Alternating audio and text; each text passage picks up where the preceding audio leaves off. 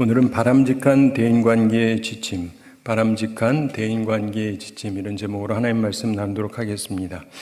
우리가 사람들하고 사회생활을 하기 때문에 인간관계를 맺으면서 살아가게 되는데 교회 안에서도 마찬가지죠. 그런데 이 바람직한 대인관계를 갖는 것은 굉장히 중요한 부분입니다.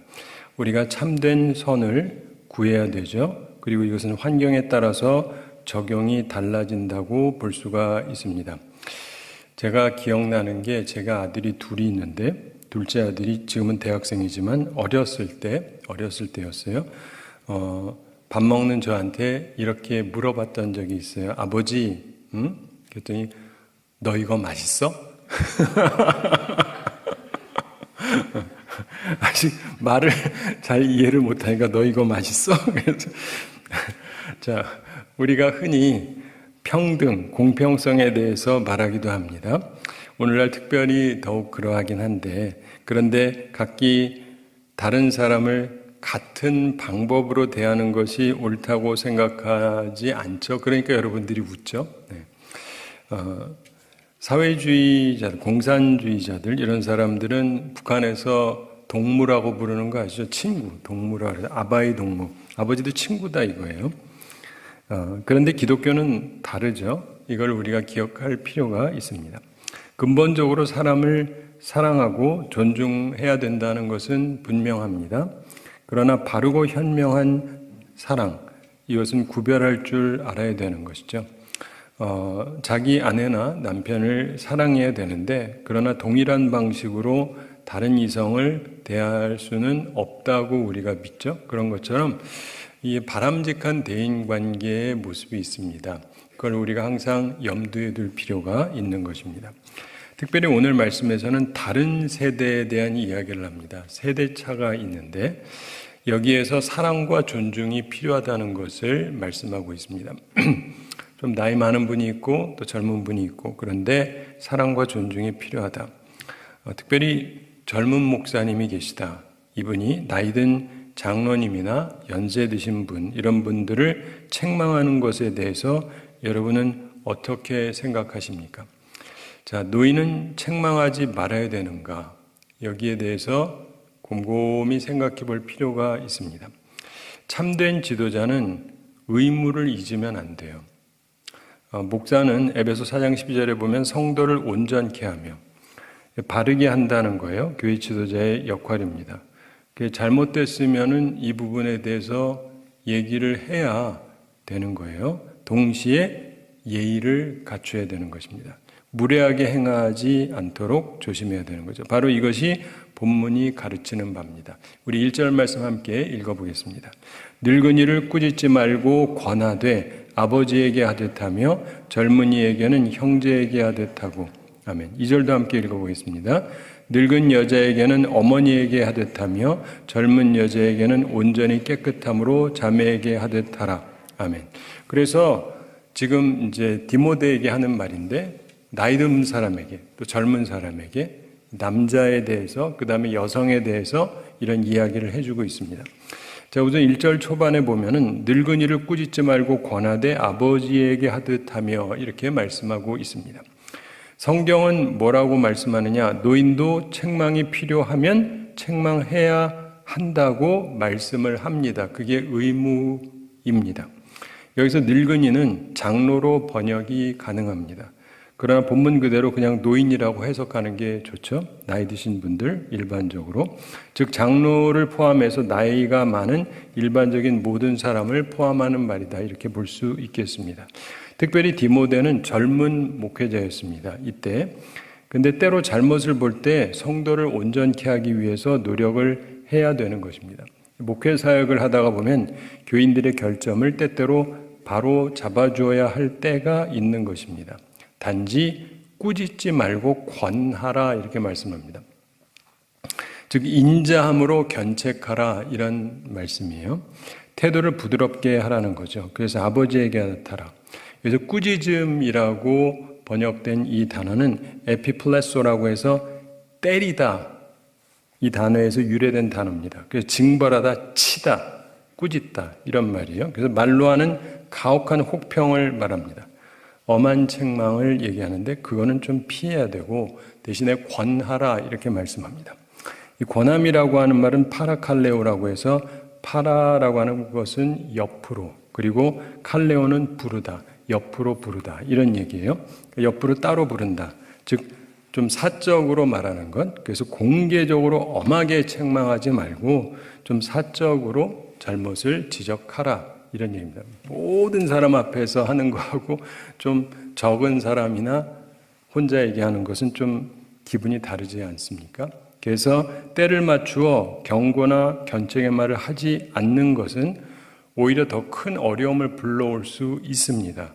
그래서 꼭 해야 할 말을 기피하는 것은 분명히 잘못입니다.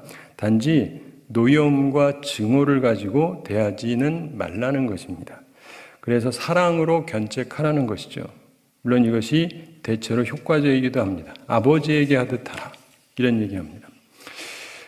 저도 아버님이 계셨어요. 아버님이 계시는데 뭔가 잘못된 부분이 있으면 말씀을 드려요. 사람들 앞에서 하진 않습니다. 아버지 목사가 돼가지고 그러시면 됩니까? 이러면 됩니까? 이러면 안 되지. 그렇죠? 개인적으로 아버지랑 있을 때 이제 얘기를 하죠. 그리고 또 필요하니까 말씀을 드려야 되잖아요. 아들이니까. 견책할 필요가 없는 것이 가장 좋겠죠. 그러나 누군가를 견책할 사태가 발생할 수 있습니다. 이때 견책을 즐거움으로 쾌감을 가지고 하면 안 되고요. 남 혼내는 걸 즐거움 가지고 하면 안 되고 해를 주고자 하는 것이 아니고 돕기 위해서 부득이 전해야 할 때 해야 되는 것입니다. 그래서 여기서 중요한 것은 균형이에요. 제가 자주 말씀드리는데 밸런스가 굉장히 중요합니다. 어느 쪽으로 치우쳐지지 않는 것. 그래서 하나님의 말씀은 노인이라고 해서 무조건 덮고 넘어가라고 하지 않습니다. 그렇다고 해서 마구 사람들 앞에 치고 막 일어나는 얘기도 아니고요. 이 균형을 잘 잡아야 되는 것입니다.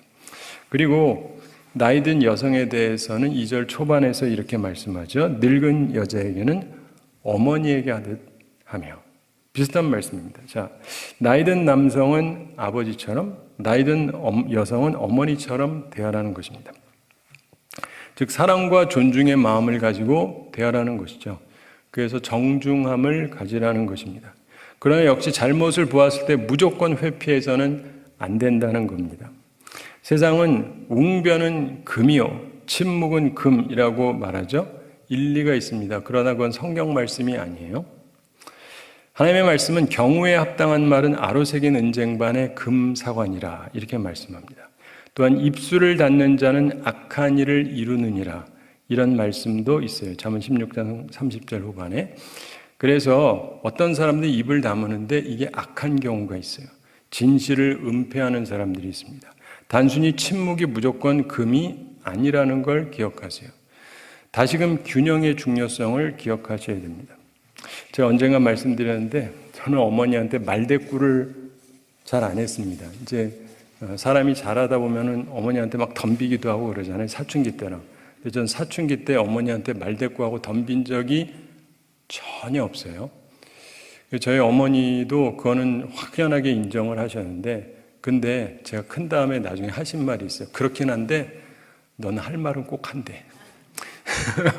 무슨 말인지 아세요? 그 자리에서 덤비지는 않아요. 그렇지만 어머니가 분명히 틀렸어요. 그러면 어머니도 지금 기분 나쁘니까 거기서 잘못 말하면 화만 더 나니까 그땐 지나가는데 나중에 제가 기회를 봐서 설명을 드려요. 어머니, 그 부분은 어머니가 조금 오해하시는 게 있는데 이렇게 쭉 얘기를 합니다. 그래서 여러분도 기억하실 것이요. 무조건 입 다물고 덮고 넘어가는 게 잘하는 게 아니에요. 근데 제가 사람들 살면서 느끼는 게 뭔지 아세요? 모든 문제가 말 안 하고 지나간 것도 문제가 많아요. 얘기를 안 하는데 어떻게 알아요? 무슨 말인지 아세요?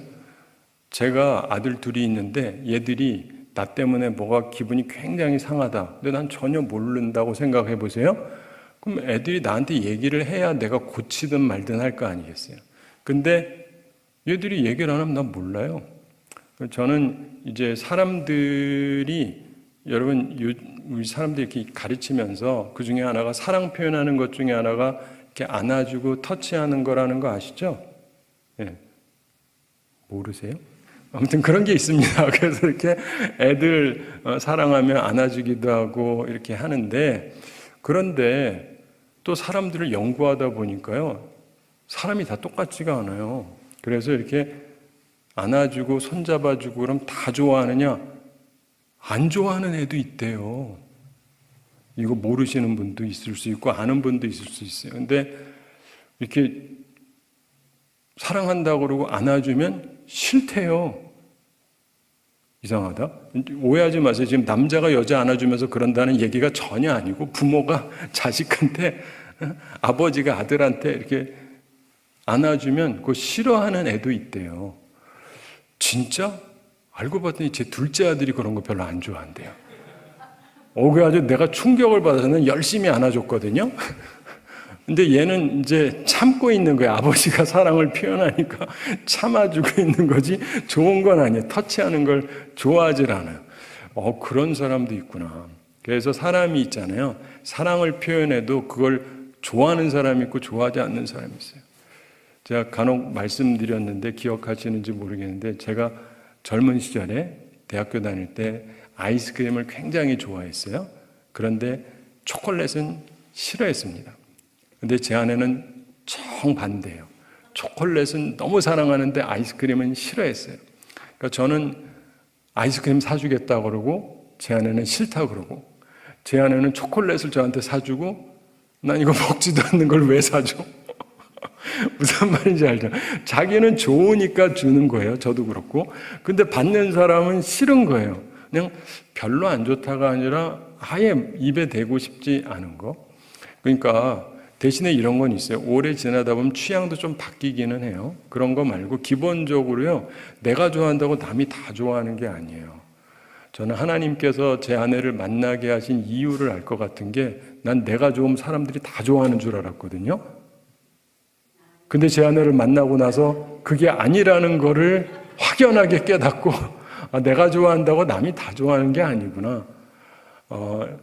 사실 오늘도 우리 시차로에서 노회가 있고 시차로가 있는데, 여기 몇십 개 교회가 있는데, 그 당회원들, 목사님, 장로님들하고 1년에 한 번 정도 어디 갔다가 오는데, 제가 시찰장이어서 이제 어디 두 군데를 얘기하면서 얘기를 했는데, 그래서 임원들하고 같이 갔다 왔어요.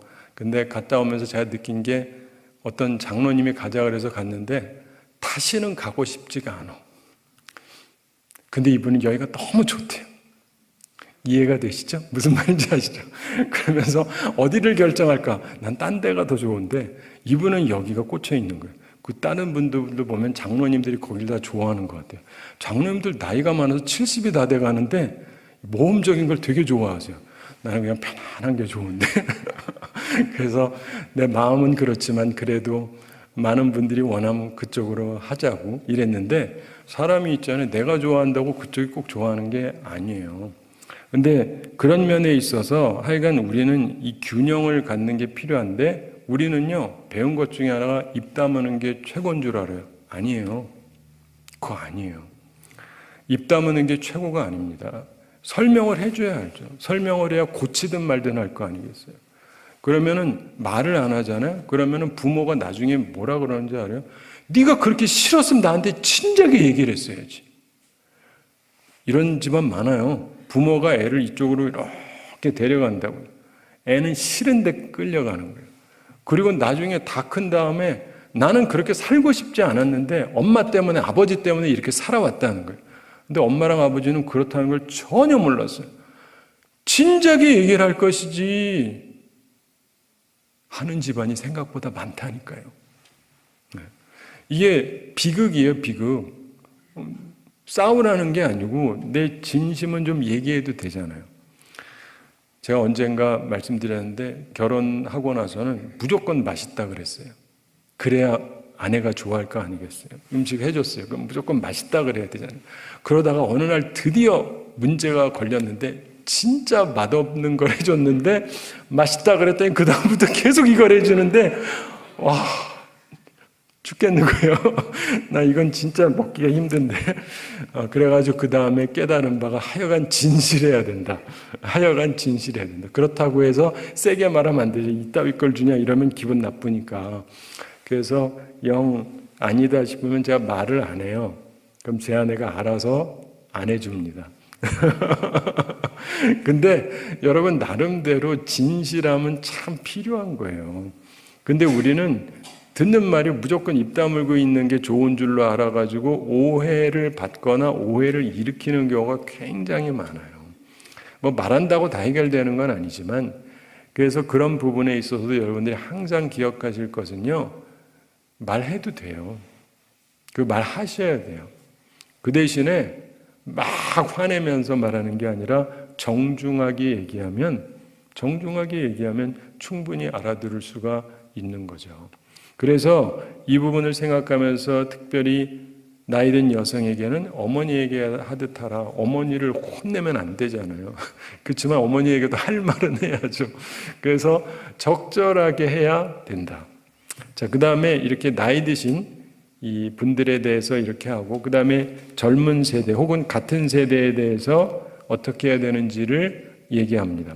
1절 후반에 보면은 젊은이에게는 형제에게 하듯 하고 이렇게 말씀하죠. 형제애를 보여야 된다는 것인데 꾸짖지 말고, 이건 노인에게만 한정이 되어 있습니다. 젊은이에게도 꾸짖지 말라는 말은 없어요? 그렇죠? 네. 젊은이에게는 꾸짖지 말라는 말이 없습니다. 그렇다고 꼭 꾸짖으라는 건 아니지만 사람에 따라서는 꾸짖어도 되죠. 그리고 나이도 어리고 그럼 좀 더 강하게 말할 수도 있겠죠. 허물없이 대할 수도 있습니다. 더 자유롭게 책망할 수 있습니다. 그래도 나보다 나이 많은 분은 아니니까, 뭐 나랑 비슷하거나 나보다 어리거나 이러니까 조금 더 그렇죠. 제가 저희 아버지 대하는 거랑 제 아들 대하는 거랑은 다른 거잖아요. 그렇죠? 아들은 꾸짖어도 되죠. 네. 근데 이제 그럼에도 불구하고 형제에게 하듯 이렇게 말하고 있습니다. 즉 책망할 때에도 원수를 향한 증오처럼 하지 말라는 거예요. 때려 죽일 놈 하는 식으로 혼내는 게 아니고, 형제의 사랑으로 그러라는 겁니다. 형제도 사랑을 하면 충언을 해줘야 되잖아요. 그렇죠? 잘못된 길을 가면 얘기를 해야 되지 않습니까? 그리고 이제 동생이 그런다 조금 세게 말할 수도 있겠죠. 그러나 그러는 이유가 뭐냐면 미워서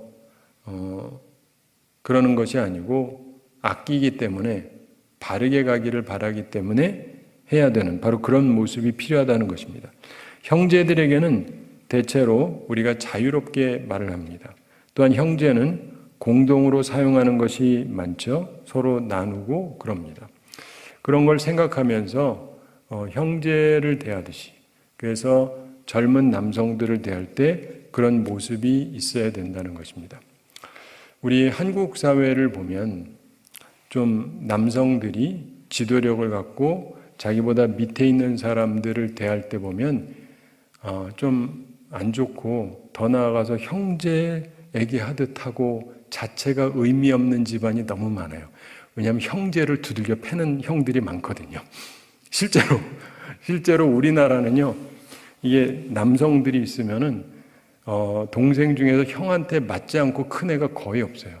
그리고 그냥 때려도 어쩌다가 꿀밤한데 뭐 이런 게 아니라 진짜 심하게 때리는 형들이 굉장히 많습니다. 저희 집에서는 못 때리게 해서 형이 동생을 안 때렸는데, 제 둘째 아들이 학교 다니면서 하는 말이 있어요. 학교 다니면서 물어보면은 자기네처럼 형제 사이가 좋은 사람이 없대요. 그리고 자기처럼 안 맞아봤다는 남자애들이 없대요. 다 맞아본 거예요. 한국에서도. 그러니까 이게 저도 어렸을 때 보면서 느꼈던 건데, 이 많은 남자애들이 지 남동생한테 자기 스트레스를 다 풀어버려요. 그냥 부모님 안 볼 때. 부모님 볼 때 그러면 안 되니까 부모님 안 볼 때 마구 때리고 밟고 막 이러는 애들이 있어요. 보면은 조용하고 전혀 안 그럴 것 같은 애가 막 그래요. 근데 그러기 때문에 형제에게 하듯 하라.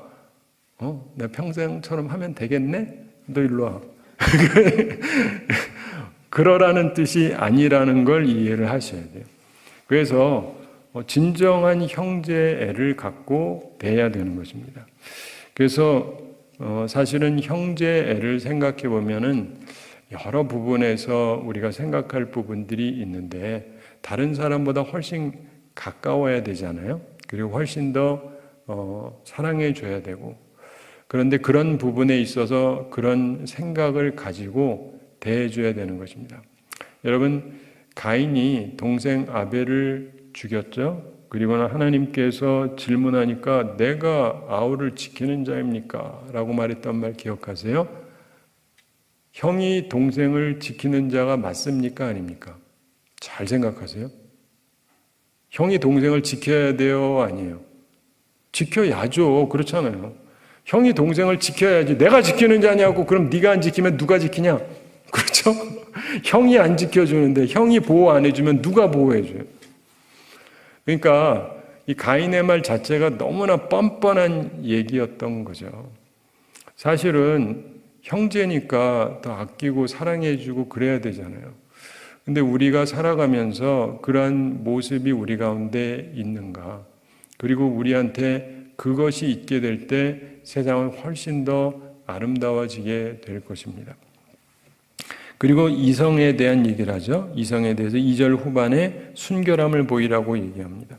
2절 후반에 보면 젊은 여자에게는 온전히 깨끗함으로 자매에게 하듯 하라 이렇게 말씀합니다. 자, 이성 간의 사랑이라고 하는 것, 에로스라고 하는 것은 아내에게만 한정해서 해야 되는 것이죠. 그리스도의 백성은 물론 친교를 나누게 됩니다. 그런데 그 사귐에는 정결함이 있어야 돼요. 건전함이 있어야 됩니다. 특별히 목회자, 지도자들은 더욱 그렇습니다. 젊은 여성에 대해서 온전히 깨끗함, 1절 깨끗한 그런 교제가 있어야 되는 것입니다. 마음의 상태, 인격이 항상 깨끗해야 하는 것입니다. 형제 자매 교제에 있는 순수한 생각만 있어야 되는 것이죠. 가정 안에서 형제 자매가 순수한 마음으로 있어야 되는 것처럼 우리의 삶에도 그래야 된다는 것입니다. 이에 부조화를 이루는 어떤 친숙함도 피해야 됩니다. 그래야 바른 목회자, 바른 지도자로서 살아갈 수가 있습니다. 형제 자매이기 때문에 지켜야 되는 선이 있잖아요. 둘이 결혼하는 게 아니니까. 그렇기 때문에 적절한 거리감이 항상 있어야 되는 것이죠. 대신에 아끼는 마음은 있을 수 있지만은 형제 자매 사이에서, 그렇지만은 근본적으로 결혼할 사이가 아니기 때문에 분명한 선이 있어야 되는 것입니다. 바로 그러한 모습이 우리 속에도 있어야 된다는 것이죠. 그냥 무조건 친하게만 지낸다고 좋은 것은 아닙니다. 오히려 위험해질 수 있습니다. 저는 어려서부터 이제 어머니한테 듣고 자라고, 어머니도 딴 분들한테 들어서 얘기하는데, 저희는 어려서부터, 제가 누님 두 분 있거든요. 누나니까 저보다 나이가 많죠. 근데 여동생이라면 더더욱 조심해야 되겠지만 누님들하고 저하고 한 방을 쓰게 한 적이 없어요. 남녀기 때문에. 누님들은 같이 쓰더라도 나랑은 같이 쓰게 한 적이 없어요. 이게 항상 염두에 둬야 돼요. 특별히 딸이 어리다. 그럼 더더욱 같이 쓰게 하면 안 돼요. 이런 것들을 항상 염두에 두실 필요가 있습니다. 뭐 어때? 그렇죠. 뭐 어때? 근데 그러다가 같이 있다가 모든 사람들이 다 비슷한데 그냥 친밀하게 둘만 있다가 이상한 일이 벌어질 수도 있고, 실제로 그런 경우들이 의외로 굉장히 많습니다. 그래서 이걸 조심해야 돼요. 그리고 자녀들한테도 이걸 항상 가르쳐야 되고, 그래서 조심하라는 얘기도 항상 해야 돼요. 뭐 사촌 오빠다. 괜찮나요? 여러분, 여성 중에 어려움 당하는 많은 사람들이 자기가 아는 사람한테 어려움을 당해요. 모르는 사람이 아니라. 그래서 자기는 설마 아무 생각이 없죠. 그런데 어려움을 당하는 경우가 이제 어디 가서 말도 못하고 평생 상처가 돼서 사는 사람들도 굉장히 많습니다. 그래서 여러분들은 항상 염두에 두셔야 돼요. 우리는 누구라도 언제라도 범죄할 가능성이 있기 때문에 조심을 해야 돼요. 이 부분을 오해하지 마세요. 저나 여러분이나 하나님의 뜻을 따라서 온전하게 살려고 노력을 해야죠, 근본적으로. 그런데 동시에 우리도 이 시험들 만한 상황에 처해지면 시험에 들기가 쉬워요. 그러니까 가능하면 그런 상황에 들어가지를 말아야 돼요. 그걸 항상 염두에 두셔야 됩니다. 그래서 그러한 상황에 들어가지 않도록 조심해야 되는 것이죠. 목회자는 특별히 대부분 남성들이 많고, 그리고 교우들은 여성들이 많죠. 나이 드신 분도 그렇지만 젊은 여성들도 많습니다. 그래서 그런 부분에서 스스로가 계속 조심하지 아니하면 하여간 탈이 날 수 있기 때문에 조심을 해야 돼요. 저도 조심하고 우리 부목사님들도 조심하게 항상 시킵니다. 절대로 남녀 둘이서 다니지 말고 같이 밥 먹지 말고, 하나는 예외죠. 부부면 괜찮아요. 부부면 괜찮은데 그게 아니면은 최대한 이걸 피해야 돼요. 그야말로 어쩔 수 없는 상황이 올 수 있겠지만은 그런 상황을 자꾸 만들려고 그러면 안 되고, 최대한 둘만 있는 상황은 만들지를 않으려고 노력을 해야 됩니다. 그래서 저는 예전부터 이렇게 상담을 하게 할 때에도, 상담을 할 때 제가 어떤 여성분하고 상담을 하게 되잖아요. 그러면은 제 아내가 옆에 와 있게 해요. 옆에 있든지 하다못해 옆방에라도 와 있게 해요. 이해가 되세요? 저나 그분이나 뭔 짓을 하겠습니까마는. 이해가 되세요? 그래서 사람이 있잖아요. 항상 주의를 해야 돼요. 항상. 그런 생각을 가지고 살아도 이런저런 일이 생길 수가 있을 판인데, 그렇기 때문에 항상 젊은 여자에게는 온전히 깨끗함으로 자매에게 하듯 하라. 이걸 염두에 둬야 됩니다.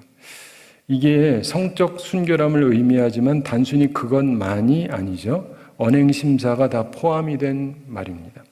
언어에서도 행동에서도 마음에서도 건전해야 하는 것입니다. 사랑하는 성도 여러분, 말씀을 맺으면서 생각할 게 있습니다. 목회자에게 이게 특별히 필요한 것이지만 또한 동시에 모든 지도자들 그리고 모든 사람들에게 필요한 대인관계의 지침이죠. 자기보다 위에 분이 있다. 근데 경우에 따라서는 해야 될 말이 있어요. 특별히 목사는 자기가 안 가르치면 누가 가르치겠어요. 그러니까 하기는 해야 되는데, 그런데 이걸 무례하게 하지 않도록 조심하되, 아버지에게 하듯이 아버지도 잘못됐으면 말씀은 드려야 되잖아요. 그런 생각을 하고, 또 나이든 여성에게 대해서도 그렇습니다.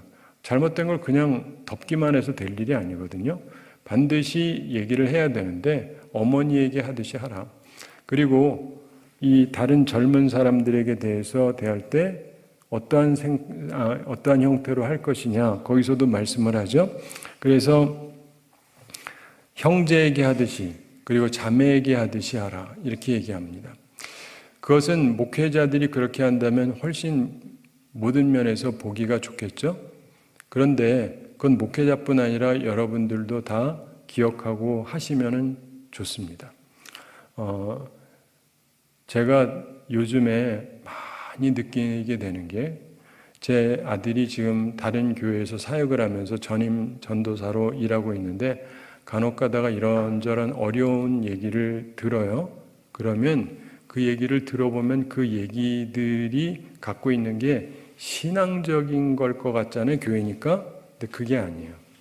들어보면 거의 다 신앙적인 게 아니에요. 기본 매너에 대한 거예요.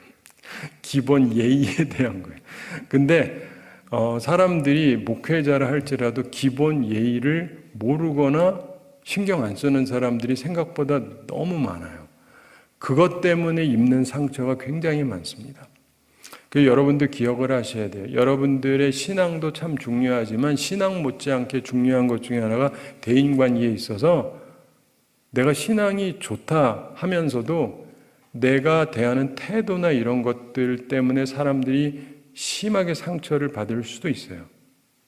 이거를 이해하셔야 돼요. 근데 많은 분들이 그 자체를 잘 이해를 못하는 것 같아요. 자기 때문에 옆에 사람들이 굉장히 마음이 상하는데 자기만 몰라요. 왜냐하면 나는 신앙적으로 바르다. 바르면 뭐예요? 바르다 할지라도 이거를 제대로 된 모습으로 해야 될 거 아니겠어요? 여기 맛있는, 세계에서 제일 맛있는 초콜릿이 있다 치고, 그걸 제가 이제 깨끗한 상태에서 이렇게 드시라고 드리는 거하고, 제가 한번 빨고 반쯤 따다가지고 드실래요? 하는 거하고는 의미가 아주 다르죠. 예. 오늘 좋은 거 줬는데, 세계에서 제일 맛있는 거 줬는데, 그렇지만 지금 봤잖아요. 내 입에 들어갔고 깨물었고, 그리고 이거 주는데 그거 먹고 싶어요? 그러니까 이게 제대로 줘야 될 거 아니에요. 예의를 갖춰서. 예. 그렇기 때문에 우리가 뭐 내 마음은 괜찮았으니까로만 모든 것이 되는 게 아니고요.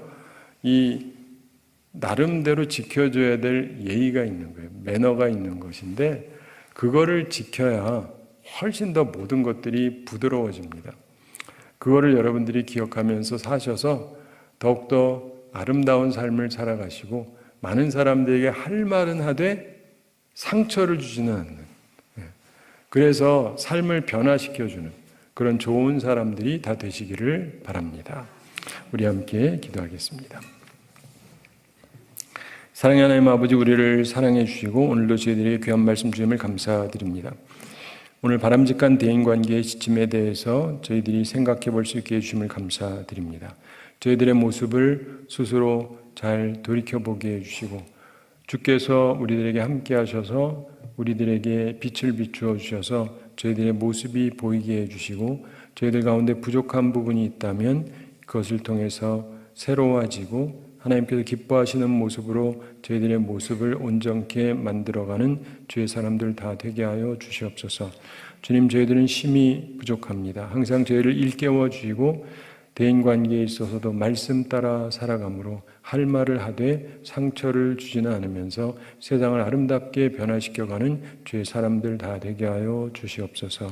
감사드리며 예수님의 이름으로 기도드리옵나이다. 아멘.